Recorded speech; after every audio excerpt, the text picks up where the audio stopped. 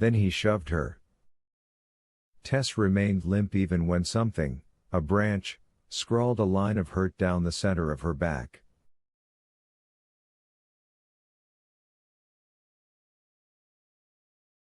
Her knees bumped along the corrugations above her. Her buttocks pushed a spongy mass, and the smell of rotting vegetable matter intensified. It was as thick as meat.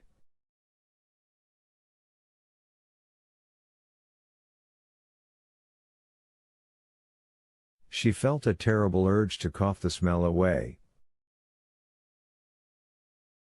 She could feel a mat of wet leaves gathering in the small of her back, like a throw pillow soaked with water.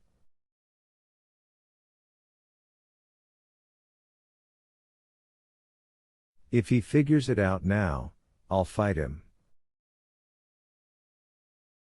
I'll kick him and kick him and kick him. But nothing happened. For a long time she was afraid to open her eyes any wider or move them in the slightest.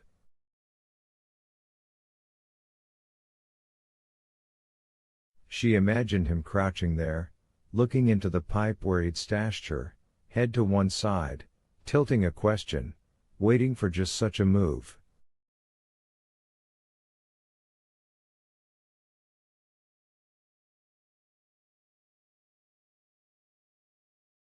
How could he not know she was alive?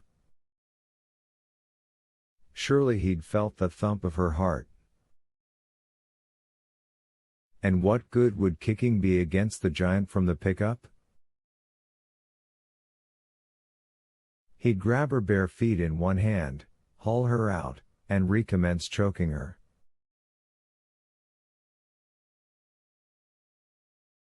Only this time he wouldn't stop. She lay in the rotting leaves and sluggish water, looking up at nothing from her half-lidded eyes, concentrating on playing dead.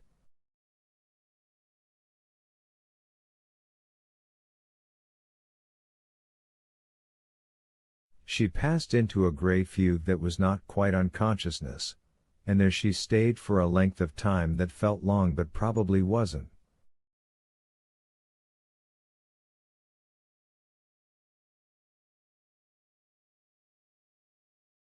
When she heard a motor, his truck, surely his truck, Tess thought, I'm imagining that sound. Or dreaming it. He's still here.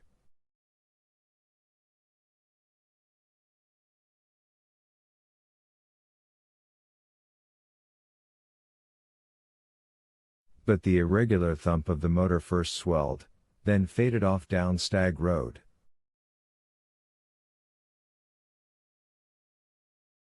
It's a trick. That was almost certainly hysteria. Even if it wasn't, she couldn't stay here all night.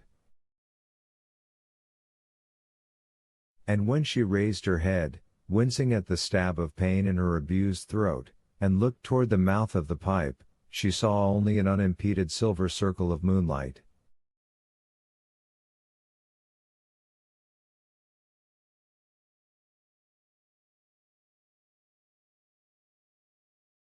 Tess started wriggling toward it, then stopped. It's a trick. I don't care what you heard, he's still here. This time the idea was more powerful. Seeing nothing at the mouth of the culvert made it more powerful.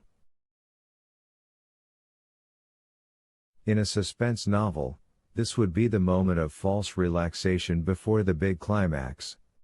Or in a scary movie. The white hand emerging from the lake in Deliverance. Alan Arkin springing out at Audrey Hepburn in Wait Until Dark.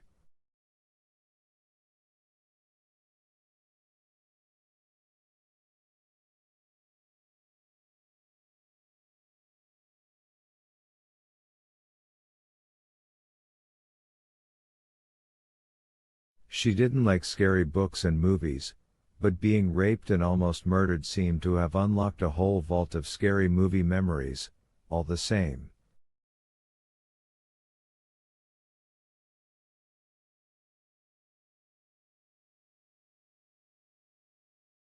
As if they were just there, in the air. He could be waiting. If, for instance, he'd had an accomplice drive his truck away. He could be squatting on his hunkers beyond the mouth of the pipe in that patient way countrymen had.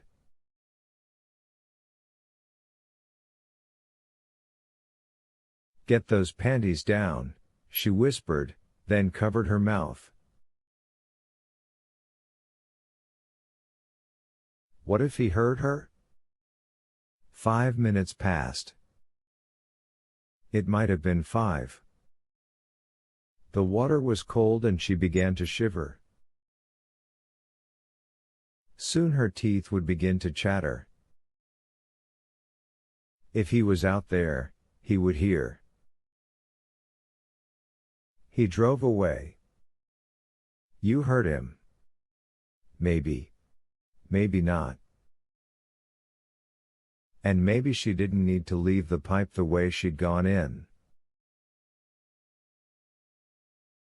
It was a culvert, it would go all the way under the road, and since she could feel water running under her, it wasn't blocked.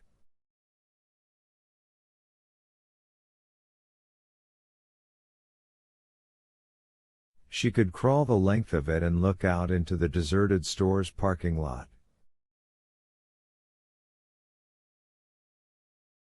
Make sure his old truck was gone. She still wouldn't be safe if there was an accomplice, but Tess felt sure, deep down where her rational mind had gone to hide, that there was no accomplice.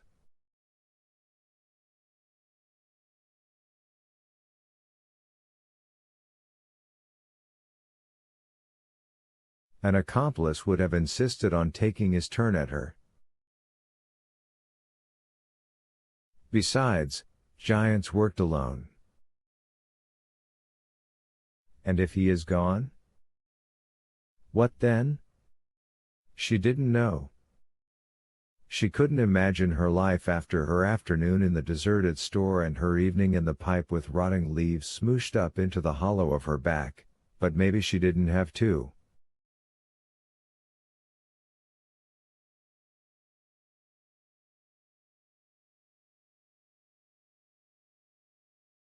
Maybe she could concentrate on getting home to Fritzy and feeding him a packet of Fancy Feast.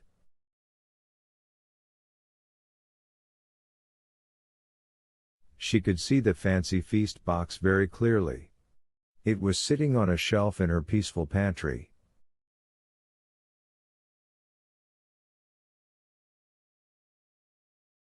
She turned over on her belly and started to get up on her elbows, meaning to crawl the length of the pipe.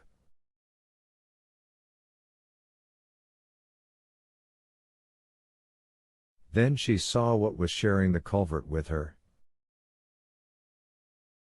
One of the corpses was not much more than a skeleton, stretching out bony hands as if in supplication, but there was still enough hair left on its head to make Tess all but certain it was the corpse of a woman.